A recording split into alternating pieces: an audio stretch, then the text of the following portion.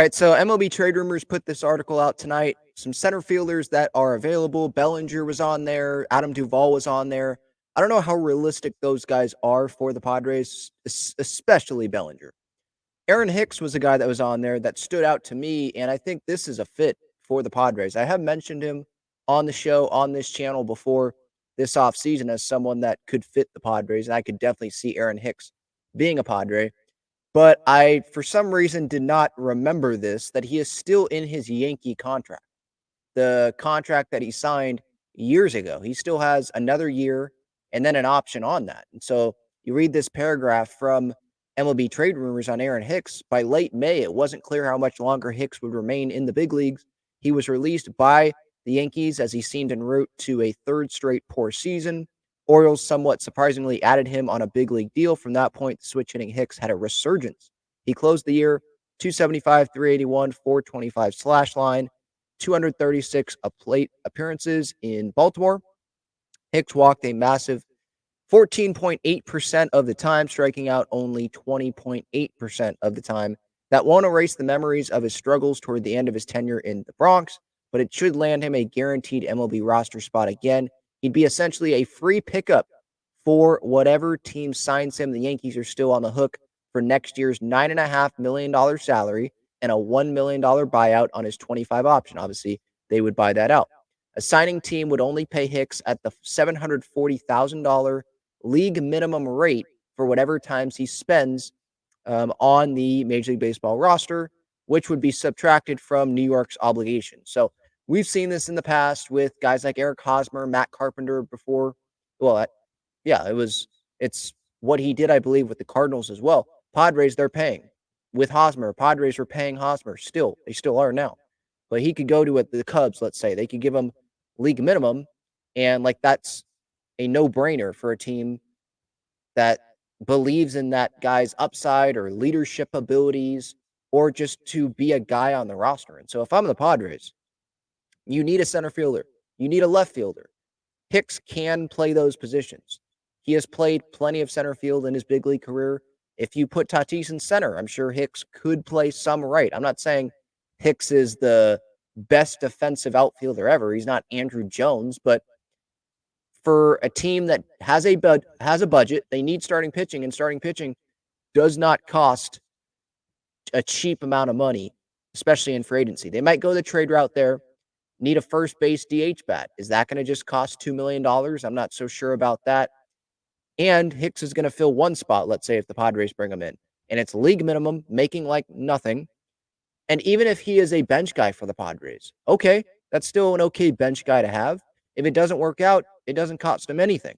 It's not like it's costing him $5 million like Matt Carpenter would have if he would have still been on this roster for 2024.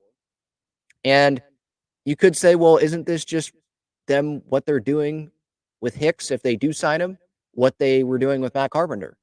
Because they gave Carpenter that deal coming off of a good short period of time with the Yankees. But again, like just mentioned, the contract, it's different. They're not giving him $13 million. I think that's what it was, right? For Carpenter over 2 years. No, they're giving him, it would be a 1-year deal for the league minimum. Like there's like no risk. There, you know how the saying, there's no bad 1-year deals? There's literally no bad 1-year deals, in my opinion, when you're giving a guy a rookie salary, like there's a veterans minimum, whatever they call it, league minimum rate. There's no bad 1-year league minimum rate deals. And when he showed upside with Baltimore, I mean, look at the numbers compared from the Yankees when he was there to Baltimore. I don't know what Baltimore got out of him. Maybe it was just a fresh start and he didn't feel as much pressure to perform as he did with the Yankees because he was obviously in that contract with the Yankees and he knew how bad he was performing and maybe it got to him. I don't know, but a fresh start with the Padres, maybe that would another fresh start, I should say, because he was kind of had a fresh start with Baltimore. Maybe that will serve him well. I don't know if this is the top outfield option for the Padres. I'm not saying Aaron Hicks would make the Padres fan base super excited, but it definitely would be an interesting option. This is a guy that has been able to perform at the big league level. I mean, you look This was a good time ago in full seasons, but he did once play 130 plus games. He did once have OPSs over 800 in years. And that's I don't think that we should be expecting Aaron Hicks to have an OPS like that if he comes to the Padres, but if he can give the Padres a little less, frankly, OPS wise, what he gave to the Orioles when he went to Baltimore, I think you sign up for that. And it's someone that could play multiple positions. If you have him on your bench, I don't think that's the worst thing in the world. There is some power potential there for Aaron Hicks. If you look at his home runs, and I get it, he's not hitting 30 home runs every year, but for a league minimum guy, he does have talent. He has a lot of experience in the big leagues. And home run wise, he did once hit 27 home runs in the season in 2018. I'm not saying that he has to even do that, but it's the league minimum part that for me, it's like, go after this guy, bring this guy in. Why not? Like, what's the downside of bringing Aaron Hicks in as a guy to compete for a spot in spring training? Make the roster as a bench guy, can be a bench bat. You could have him DH down in the order if you absolutely need him to. I'd be fine with it. This isn't like a 2-year contract that they're giving him and they have to give him $13 million. Like I said earlier, it would be 1 year, veterans minimum. Padres have a budget.